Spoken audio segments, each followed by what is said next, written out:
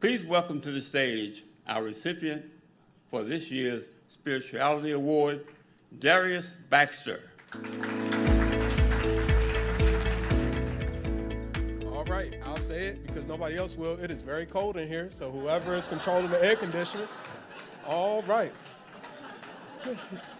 Hand clap for that, please.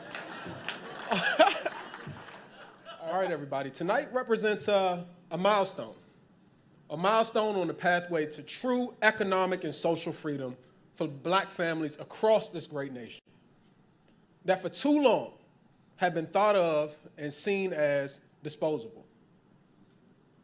I'm just honored to be up here today to stand alongside so many great leaders that I have the opportunity to share table 14 with that embody, give yourselves a hand clap, that embody the core principles of Mr. Muhammad Ali. But as we sit here and we enjoy our wine and our salmon and our steak, we must not forget that the work is not done. At the end of the day, tonight, here in America, there are hundreds of thousands, if not millions of children that will go to bed hungry, unsure of where their next meal will come from. I don't know about you all, but that seems like a bit of a problem. Unfortunately, I don't want to live in a country in the richest time, in the richest moment in history, where we have billionaires flying to space in rocket ships that they built in their backyard. And we have parents that are living in communities like mine in Southwest, communities here in Louisville, communities all around this country, parents that are scared to send their children outside because they're scared of the threat of gun violence.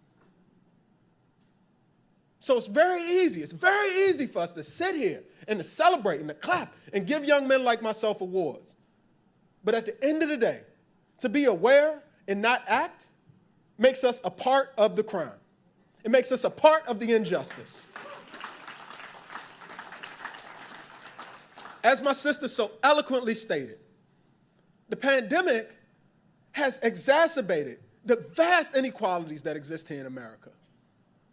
And at the end of the day, the disparities are growing each and every day between the rich and the poor in areas in regards to housing, education, healthcare, and all the other factors that determine the quality of life for children in this country.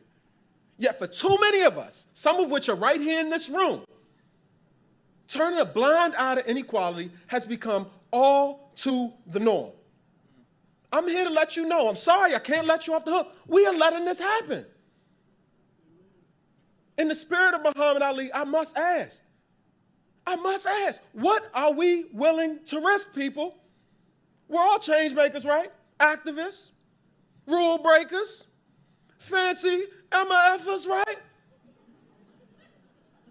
But what does that mean? It's fancy titles if we're not willing to risk something. In the fight against poverty, it's easy to stay in our seats or to come to fancy dinners like this and throw money at the problem and say that we've done a job well done. But when it's time to step into the ring and risk getting punched in the face, how many of us, by a show of hands, are willing to risk even a smither of our comfort for the betterment of the humanity for all members of this beautiful society? And I love your hand, sister. Even after the money and the fame, Mr. Ali was willing to put it all on the line each and every day to defeat his opponents in and out of the ring. In accepting this award tonight on behalf of the people of the Southwest Public Housing community, I am honored and inspired to be standing in the legacy of such a great leader, father, athlete, and poet as Muhammad Ali. And I promise you, it's not just because we were both so god doggone pretty. Man, I look good. I'm telling y'all, this suit hugging me. It's hugging me nice.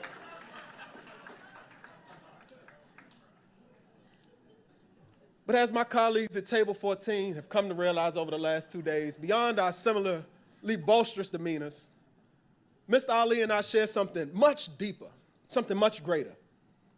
And that's a fearlessness driven by the belief that ultimately God is in control of our lives.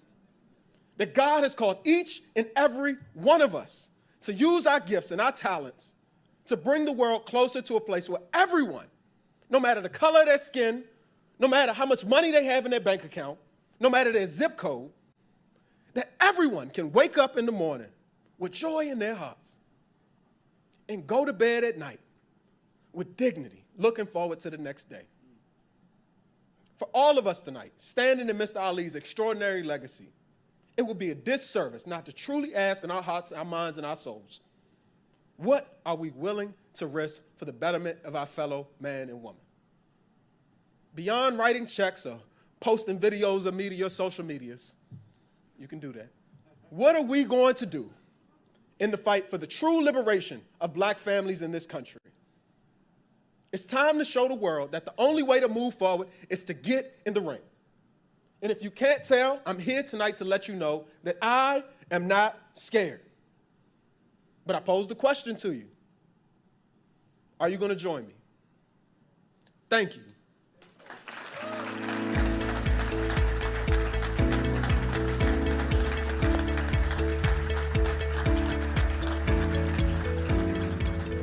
Well, that was profound and powerful.